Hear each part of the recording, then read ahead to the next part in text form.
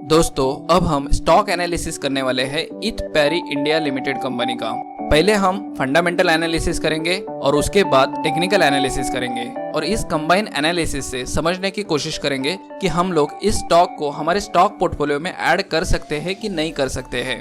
तो चलो screener website पे चले जाते हैं। जैसे कि आप लोगों को पता रहेगा, हम लोग स्क्रीनर वेबसाइट पे ज़्यादा वक्त नहीं बिताएंगे, हम लोग मेजॉरिटी वक्त हमारा फाइनेंशियल मॉडल के ऊपर बिताने वाले हैं। तो इस कंपनी का नाम है इथ पैरी इंडिया लिमिटेड। एनएससी और बीएससी दोनों स्टॉक एक्सचेंजेस के साथ लिस्टेड है। अभी का जो शेयर प्राइस है वो अराउंड 524 रुपीज़ चल रहा है। इसका मार्केट कैप 9,309 करोड़ रुपीज़ का है और इसका पी 11.9 है। बुक वैल्यू 343 रुपीज़ की है। अगर आप देखेंगे तो 52 वीक में शेयर ने हाई 673 रुपीज़ का दिया था और उसके बाद कंपनी की प्राइस 433 रुपीज़ तक चली गई थी और आज के तारीख में 524 रुपीज़ चल रही है। अगर इसका ROCE देखेंगे तो अराउंड 27.4 है, जो कि बहुत ही अच्छा ROCE है। तो इस कंपनी का अगर हम लोग चार्ट पे चले जाएंगे तो आप देख सकते हैं अराउंड 125 रुपीज़ की शेयर प्राइस थी 2020 में और उसके बाद सडनली ग्रो होके वो अराउंड 642 रुपीज़ पे चले गए।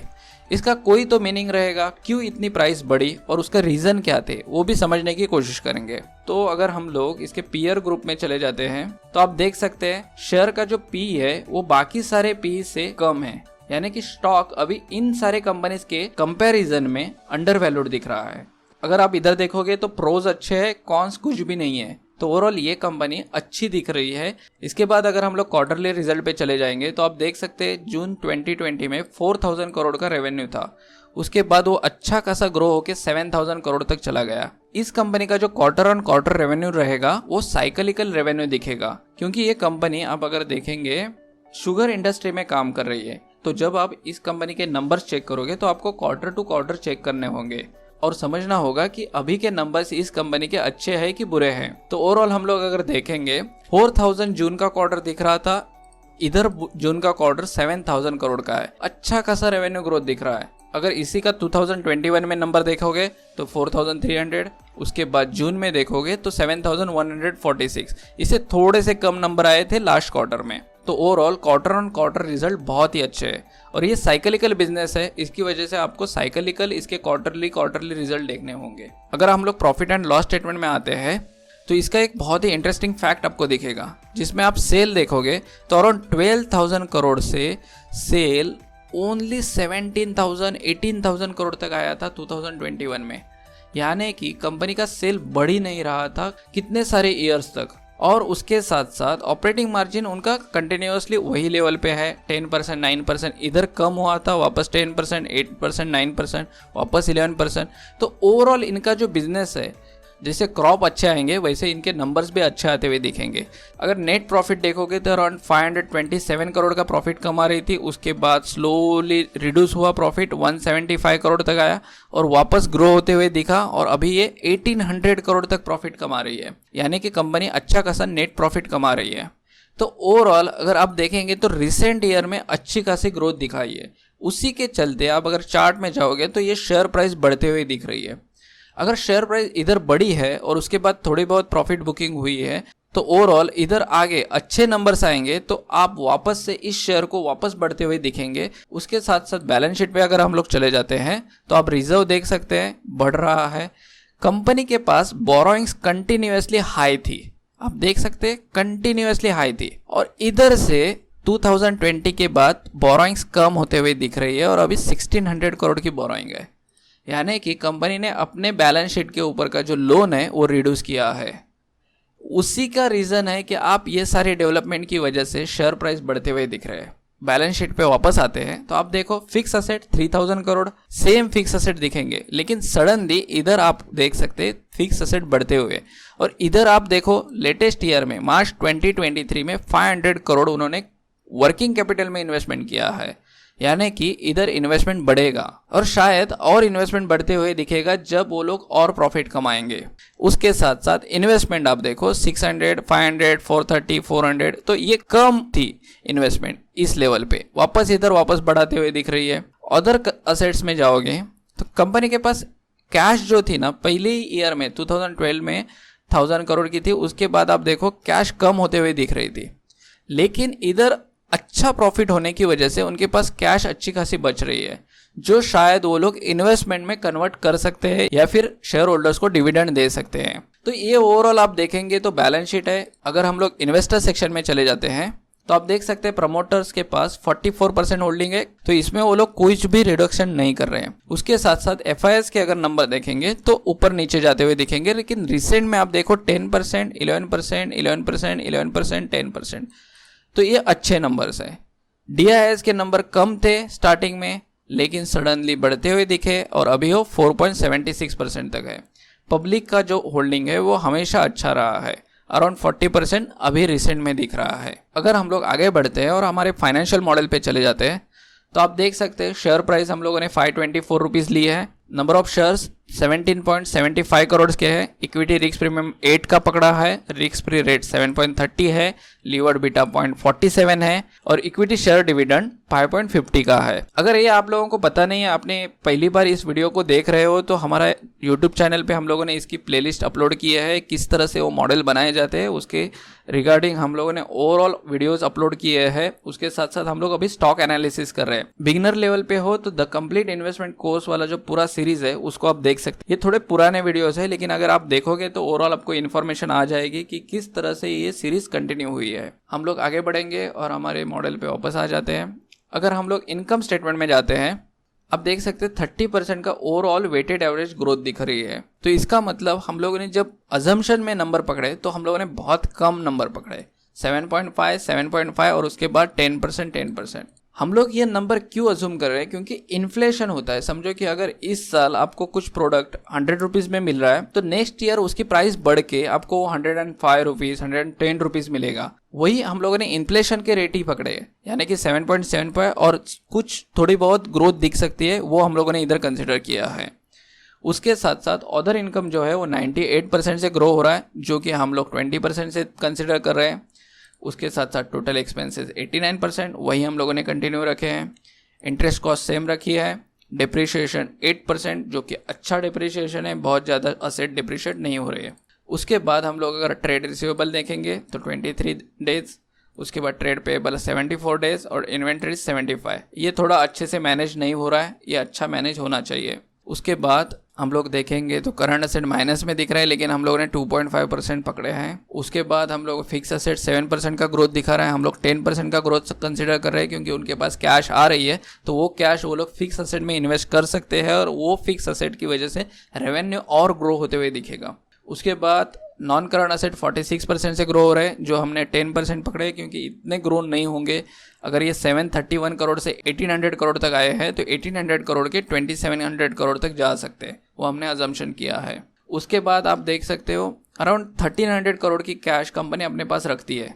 वही कैश हम लोग इधर देख सकते हैं बहुत ही ज़्यादा बढ़ते हुए, और ये कैश शायद आप फ्यूचर में और ज़्यादा बढ़ती है तो और इन्वेस्टमेंट होते हुए दिखेगी कंपनी में, और उसकी वजह से शेयर अप्रिशिएट होते हुए दिख सकता है। उसके बाद करंट लायबिलिटीज माइनस में है, हम लोगों ने प्लस में कंसिडर की है, क्योंकि वो माइनस में नहीं होगी फ्यूचर में ऐसा लग रहा है, तो उसकी वजह से प्लस में कंसिडर की है। उसके बाद नॉन करंट असेट 27% से ग्रो हो रहे हैं, वो हम लोगों ने 20% से दिखाए हैं। उसके बाद माइनॉरिटी इंटरेस्ट हम लोगों ने इधर कंसिडर किया है। नॉर्मली हम लोग 0 रखते हैं, लेकिन हमने कंसिडर किया है वो 10% से ग्रो होते हुए दिख सकता है, क्योंकि उनका माइनॉरिटी इंटरेस्ट कंटिन्यूसली ग्रो होते हुए दिख रहा है। उसके बाद इनकम स्टेटमेंट में अगर चले जाते हैं तो 16,000 करोड़ का रेवेन्यू ऑलमोस्ट डबल हुआ है। बहुत ही बड़ा अचीवमेंट है। इतना बड़ा रेवेन्यू ग्रोथ बहुत ही रेयरली आपको दिखता है, और वही हम लोगों ने कंसिडर किया है फ्यूचर में, क्योंकि कंपनी अगर प्रॉफिट कमाएगी तो वो प्रॉफिट री इन्वेस्ट होगा, और री इन्वेस्ट होगा ऑटोमेटिकली आपको ओवरऑल रेवेन्यू ग्रो होते हुए दिखेगा। आप देख सकते हैं 400 करोड़ का प्रॉफिट 1800 करोड़ तक जाते हुए, यानी कि क्या 4 टाइम्स से नेट प्रॉफिट ग्रो हुआ है।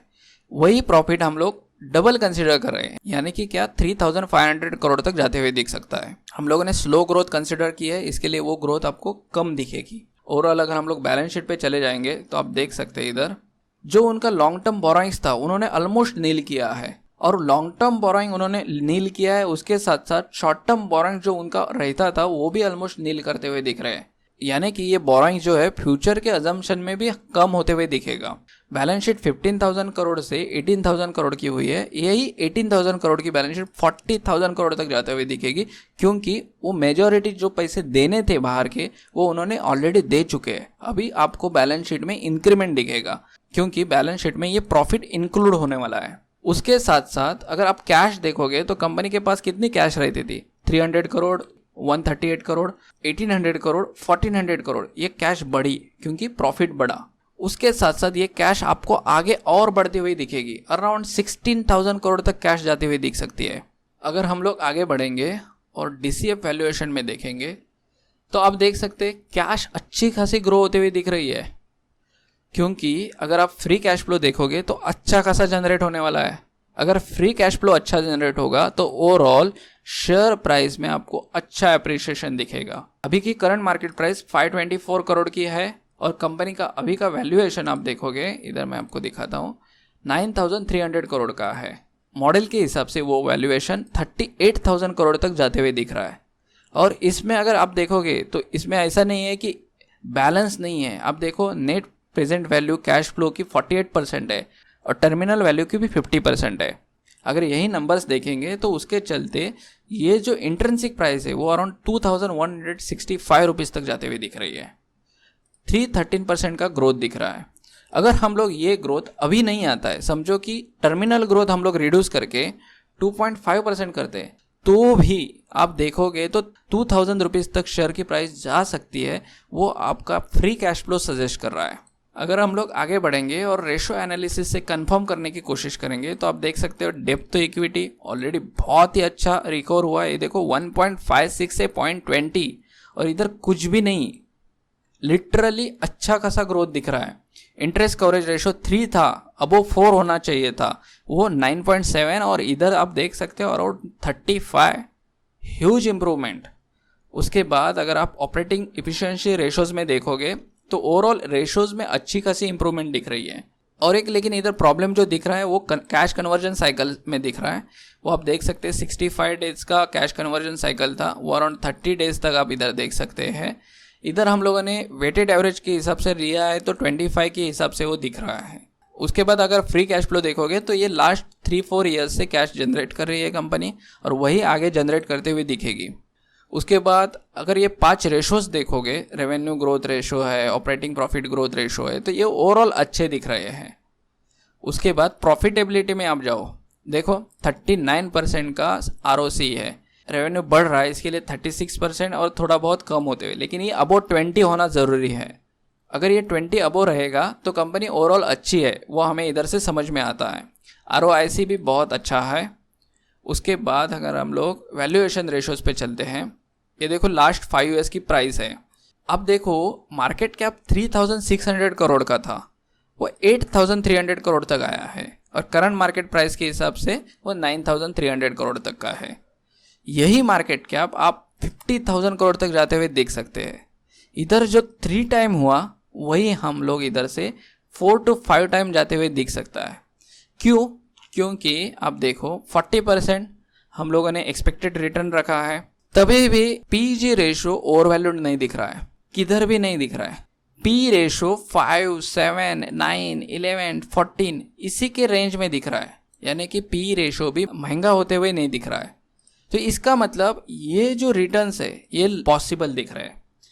अगर हम लोग आगे बढ़ेंगे और शेयर होल्डिंग पैटर्न में जाते हैं हम लोग, तो आप देखो प्रमोटर्स के पास 44%, उसमें से इस कंपनी ने 38% का होल्डिंग है। FIS के पास 10%, DIS के पास 4.7%। उसके बाद शेयर प्राइस एनालिसिस, इधर इंटरेस्टिंग चीज़ है। अब देखो शेयर की प्राइस 134 रुपीज़ चल रही थी, आज के तारीख में वो 524 रुपीज़ गई। लेकिन इसके बीच में आप देखोगे तो ये पूरे सालों में शेयर की प्राइस नहीं बढ़ी। क्यों नहीं बढ़ी वो आप लोगों को पता है, रेवेन्यू नहीं बढ़ रहा था, प्रॉफिटेबिलिटी सेम लेवल पे थी। जब रेवेन्यू बढ़ना स्टार्ट हुआ ऑटोमेटिकली शेयर की प्राइस ग्रो हो गई। आप अगर डिविडेंड पे आउट देखोगे तो 205 रुपीज़, 1000 रुपीज़, और वैसे अगर हम लोग काउंट करेंगे तो अराउंड 12,300 रुपीज़ का डिविडेंड पे आउट किया है। यानी कि आपने अगर 1,10,000 इन्वेस्ट किए इस कंपनी में, उसके हिसाब से 12,000 रुपीज़ आपको रिटर्न में इस कंपनी ने दिए रहेंगे। तो आपकी अमाउंट इसमें अराउंड 1 लाख रुपीज़ इन्वेस्टेड रहेगी। और उसके साथ साथ जो ओवरऑल रिटर्न है वो अराउंड 2,43,000 का दिया है, 121% का रिटर्न है। ये इतना अच्छा रिटर्न माना नहीं जाता है। लेकिन कंपनी ने अगर इधर ऑपरेशन चेंज किए हैं तो शायद और 5 ईयर्स के बाद यही रिटर्न्स और बढ़ते हुए दिख सकता है। लेकिन ये सारे जो अजम्पशंस है या फिर बाकी सारी चीज़ें हैं, ये पूरी की पूरी डिपेंड है कंपनी कैसे परफॉर्म करेगी। हम लोग क्या देखते हैं कि अज्यूम करके देखते हैं कि क्या नंबर्स आ सकते हैं और उसके बेसिस पे क्या शेयर की प्राइस जा सकती है। ओवर वैल्यूड नहीं जा रही है, इधर भी ओवर वैल्यूड नहीं जा रही है, इंट्रिंसिक प्राइस भी अच्छी दिख रही है, तो अपॉर्चुनिटी दिखती है। हम लोग क्या देखते हैं, अपॉर्चुनिटी। अगर टर्मिनल ग्रोथ कम करने के बावजूद शेयर की प्राइस अच्छी खासी दिख रही है तो अपॉर्चुनिटी है इस स्टॉक में, ये हमें इधर से समझ में आता है। ये हम लोगों ने ओवरऑल क्वांटिटेटिव एनालिसिस देखा है। अभी हम लोग मूव करके थोड़ा टेक्निकल एनालिसिस देखते हैं। सारे हम लोग मिनिमाइज करेंगे। अभी अब देखो स्टॉक की प्राइस अराउंड 670 रुपीज़ तक गई थी और उसके बाद जो लो दिया वो अराउंड 433 का है। स्टॉक ऊपर के लेवल से प्रॉफिट बुकिंग हुआ, उसके चलते 35% से नीचे आते हुए दिख रहा है। ज़्यादा नीचे नहीं है, 35% से नीचे आया, लेकिन ये भी ह्यूज डाउन है। उसके बाद प्राइस इधर कंसोलिडेट होते हुए दिखी और उसके बाद एक सपोर्ट लेने के बाद प्राइस ऊपर जाते हुए दिख रही है। और अभी ये ब्रेकआउट है, ये ब्रेकआउट है, ये ब्रेकआउट है, तो ये तीनों जगह पे ब्रेकआउट की ज़रूरत है। इधर रेजिस्टेंस दिख रहे हैं तीनों भी, इन तीनों को जब प्राइस क्रॉस करेगी तो प्रॉपर ब्रेकआउट हो जाएंगे। अभी ये ब्रेकआउट हो सकते हैं कि नहीं वो आपको वॉल्यूम सजेस्ट कर रहा है। अब देखो इधर वॉल्यूम अच्छा खासा है, आपको इसके पास्ट में इतना वॉल्यूम नहीं दिखेगा जितना वॉल्यूम अभी है। लेकिन अगर हम लोग इसको कम करेंगे और इसको हम लोग पास्ट और 5 ईयर्स के डेटा को देखते हैं तो अब देखो इधर वॉल्यूम था, इधर वॉल्यूम था, इधर वॉल्यूम है। तो अगर आप देखोगे ये वॉल्यूम इंक्रीज हुआ, उसके साथ साथ प्राइस इंक्रीज हुई अराउंड 243% से। वापस इधर से वॉल्यूम आया, प्राइस इधर से इंक्रीज हुई 112%, यानी कि डबल हुआ शेयर। इधर डबल से भी ज़्यादा, इधर से डबल हुआ।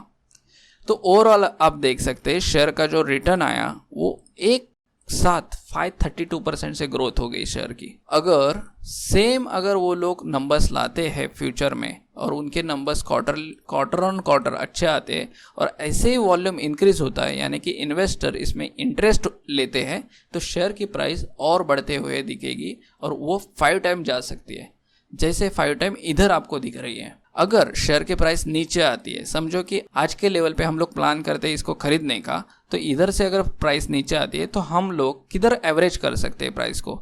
इधर एवरेज करने का ऑप्शन मिलता है और इधर एवरेज करने का ऑप्शन मिलता है। यानी कि शेयर प्राइस अगर इधर से 10% गिरती है तो हमारे पास ऑप्शन आता है, नहीं तो हमारे पास ऑप्शन आता है जब 20% गिरती है।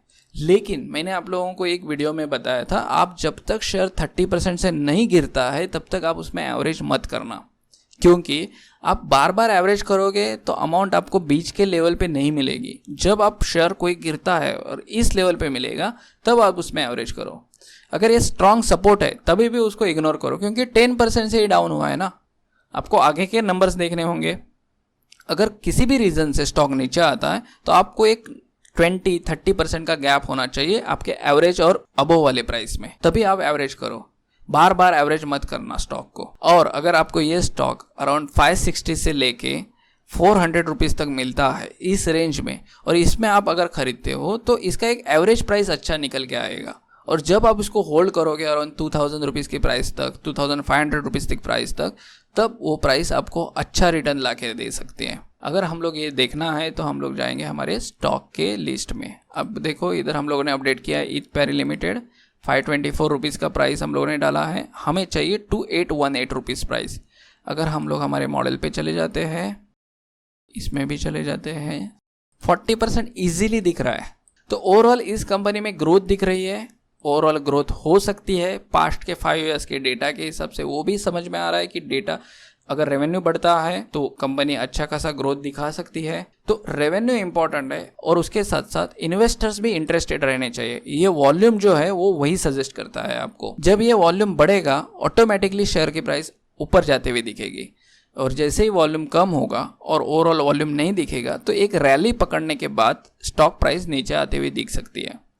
तो ये ऊपर और नीचे का जो ओवरऑल रेशो है तभी पॉसिबल है जब आप इसके रेवेन्यू नंबर अच्छे देखोगे।